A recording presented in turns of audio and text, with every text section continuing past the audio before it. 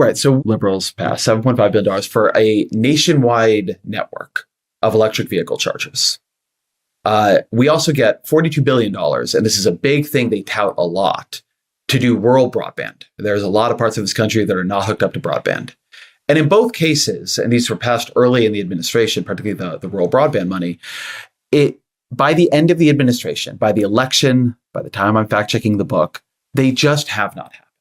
Jon Stewart just dropped the best ad for Doge and for Elon Musk. Bill Maher drops a bombshell about voting Republican, and House Minority Leader Hakeem Jeffries has forgotten that we have access to facts, and he honestly believes that Republicans are just divided. Now, we got a lot to talk about today, guys, so let's go ahead and get back to Jon Stewart. Here's Megyn Kelly's reaction of him as he realizes the Biden-Harris administration's wasteful spending. Ezra Klein of the New York Times, who's on this book tour, making a bunch of stops, swung on by Jon Stewart's podcast, I guess. I don't follow Jon Stewart at all, and it makes me a very happy person.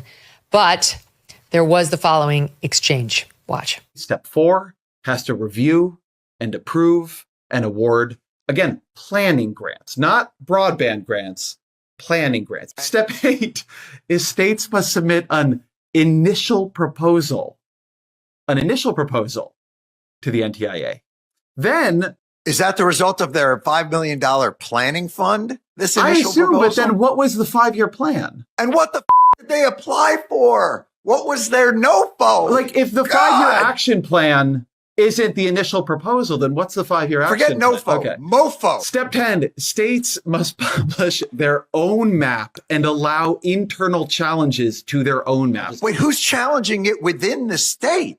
Well, organized interest groups, environmental groups, like I don't know who specifically, but literally anybody. This is, right. I want to say something because it's very important I say this. This is the Biden administration's process for its own bill. They wanted this to happen.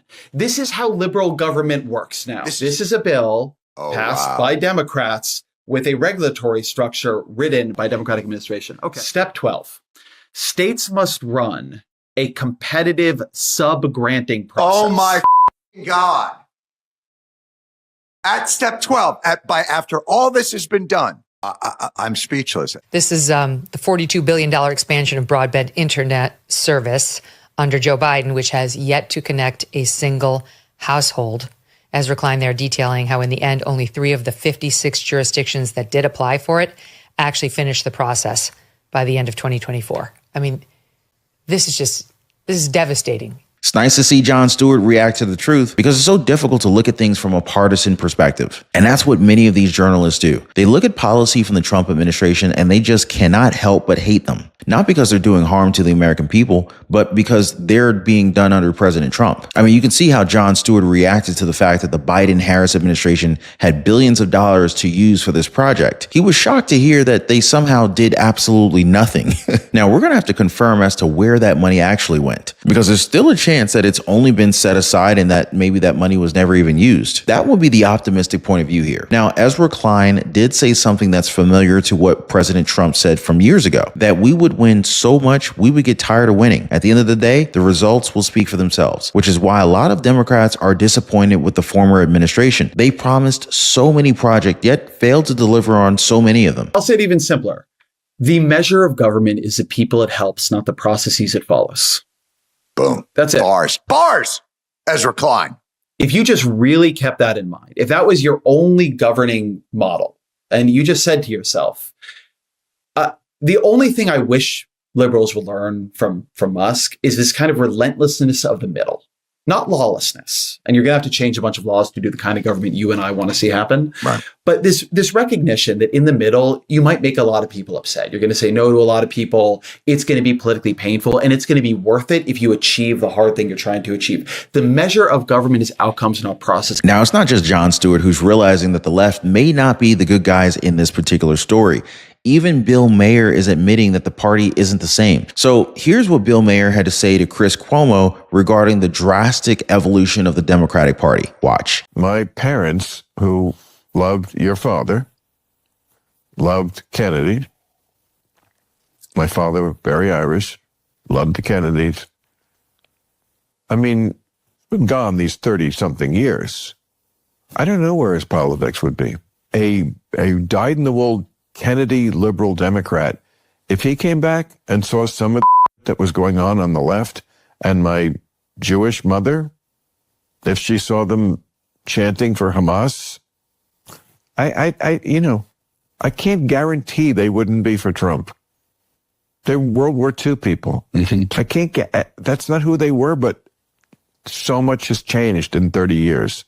I mean, so, weird. Now, beyond that, guys, Maher also talked about agreeing to have dinner with President Trump. Remember that these are liberals who don't like Trump at all, but they're open to at least talking to him. And of course, they can see the results of his work. I mean, just take the border, for example. That's a huge change from the previous administration, right? Now, I'm not saying that Maher or Jon Stewart will suddenly become Republicans. That's not what I'm saying. But they are slowly inching toward becoming more moderate in terms of politics. If you guys appreciate the daily news updates, hit the like button and subscribe to the channel. Roll clip. First of all, it's an honor to be invited to the White House. Yes, it is. And I've already had a couple of people who I said to them, I'm just going to take it as a backhanded compliment that you glide right past the idea that little Bill Maher from Rivervale, New Jersey, just a humble kid from the suburbs, was invited for a private dinner to the White House. You glide right past that to how dare you talk to him,